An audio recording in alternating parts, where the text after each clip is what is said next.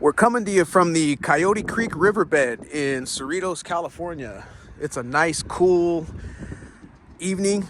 It's about almost 6:30 p.m. and we're in there. We're going to be having some rain coming in here soon. The storm is moving in, and it's nice and cool. But we're actually here to cover a tragic incident that happened about 2.5 weeks ago here on this very riverbed. But we're here to cover the February 25th, 2025 murder of a 66-year-old man that was shot and killed on this very riverbed right in front of Don Canabi Park in Cerritos. And it's just north of Del Amo Boulevard and west of Carmenita Road. And unfortunately, this man named Cuahtemoc Garcia, I think I'm pronouncing his name correctly, but I may be butchering it. His name was Cuahtemoc Garcia. He was 66 years old. His nickname was Temo.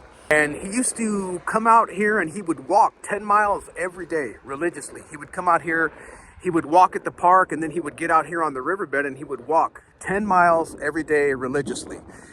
From what I understand, the guy liked to eat. You know, he was a gourmet. He really liked good food, but he was in good shape because he would offset his gluttony, I guess, if you could say gluttony. He would offset that with his 10 miles of walking every day. So that he appeared to be in good shape, but his family said that he used to walk 10 miles every day because, you know, that's what he had to pay the price because he liked to eat. So he was out here walking, unfortunately, on February 25th, and he was shot and killed randomly. It happened about 12:30 p.m. in the middle of the day, and there were two people of interest, two potential suspects that were seen near the crime scene, and they were also seen fleeing the scene. And the case was pretty much in limbo for about a week and a half. No one really knew what was going on. There were no suspects, no leads. But then just 3 days ago, March 9th, those two people of interest were located. They were located and they were ultimately arrested, and they're now in custody. It's not determined with 100% accuracy as to whether or not these two individuals were in fact the individuals responsible for the murder of Mr. Garcia, but it looks that way. I forgot to add, those two people were actually apprehended after a chase. They were first spotted by Fullerton police officers, and then the Fullerton PD gave chase, and then they chased them all the way into Anaheim, where an Anaheim police officer used a pit maneuver to disable their vehicle, and that's when those two miscreants were taken into custody. So, you know, but I mean, it was just very, very unfortunate for a guy out here. You know, he was a local resident, he was a successful businessman, well loved by his family, friends and family, and you know, he was a respected member of the community, and he was just out here minding his business, walking, doing his daily walking, and he was shot and killed, apparently at random. You know, at this particular time, we don't know, you know, why he was targeted specifically, but I'm sure that's going to be coming out. It was really, you know, it's shocking enough when anyone is murdered like that, but it's especially shocking when it happens in a community like Cerritos. This is Cerritos, California, which is pretty much an upper middle class community. You know, it's not a community known for violent crime or major crimes, you know, even though things happen in Cerritos as they do elsewhere. But it's one of those communities that's known as being relatively safe and quiet and not much going on. You know, when something like that happens in Cerritos, it really stands out. And what made it all the more shocking is it happened at around 12:30 p.m. in the middle of the day, February 25th. And like I said, this flood control channel, this is Coyote Creek flood control channel, and as you can see, it heads north. You know, it goes in the direction of La Mirada, in that direction towards Norwalk, La Mirada, and then in this direction it basically goes down towards Seal Beach. It connects just south of El Dorado Park with the San Gabriel riverbed.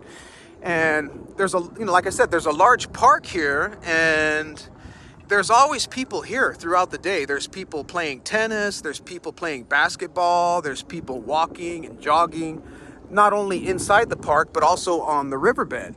So for a major crime to happen like that, an actual shooting where someone is just murdered in broad daylight, I mean, that's just shocking. But luckily, like I said, those two people were ultimately apprehended. And it's kind of a strange story how they were apprehended. Just prior to that shooting, just prior to Mr. Garcia's shooting, these two people of interest were having lunch. They were eating lunch at a Panera Bread in nearby Cyprus.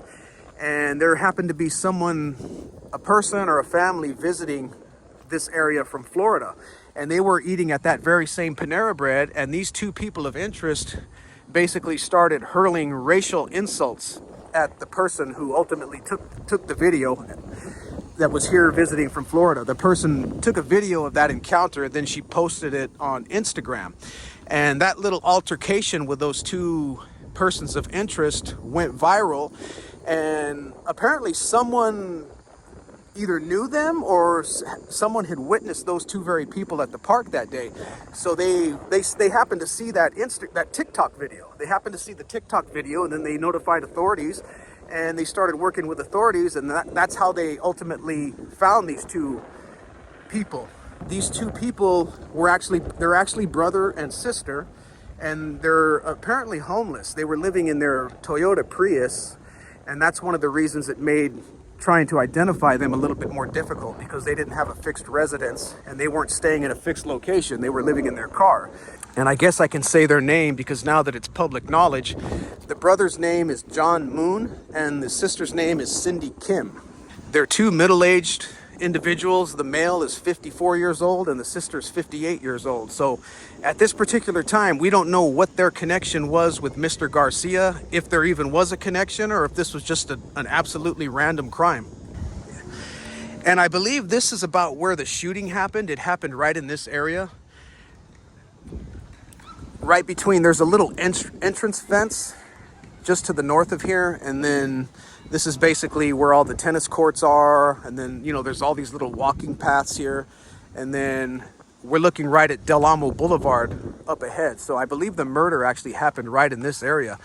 And like I said, I mean, it's crazy that something like that could happen and no one really witnessed it. You know, they heard the gunshots and those two people were seen fleeing the scene, but no one actually saw the shooting.